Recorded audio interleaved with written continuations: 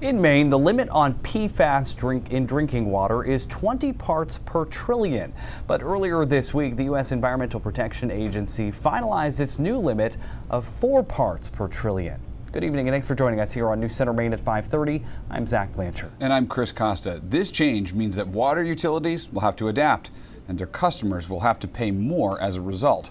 The question is how to spend the money.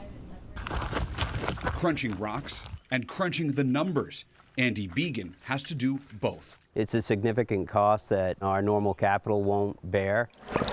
The price of public health and the safety of drinking water. Where the water comes in. That's part of Andy's job as the Assistant General Manager of the Greater Augusta Utility District.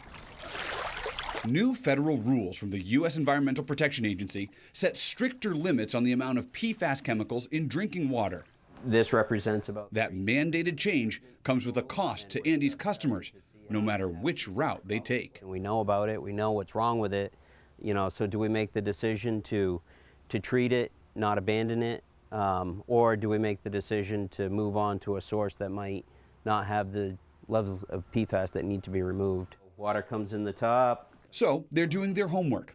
The state is paying for this pilot program to remove PFAS through treating the water. Yes, the pilot's proving out that we are capable of treating our water. That's one option. Andy says they qualify for a $4 million grant to build a full treatment facility here.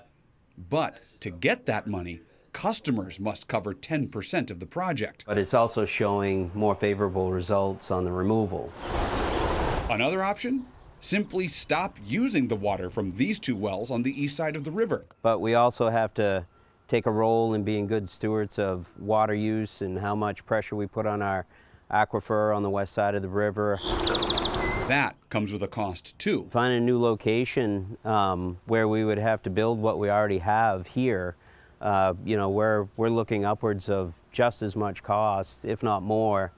Almost 2 million gallons a day. It's a dilemma water districts all over Maine are facing: how to minimize the cost and maximize the safety and reliability of their water supplies. We wanted to make sure if we had to translate the cost onto the ratepayers that they were well aware of why and, that we had done our homework. So the Water District's board would authorize any project, but customers would be able to give their feedback if that project requires a rate hike. Public water systems will have 3 years to complete the testing. After the testing is done, they must notify the public of the levels of PFAS in their drinking water. They must implement solutions to meet the new standards within 5 years.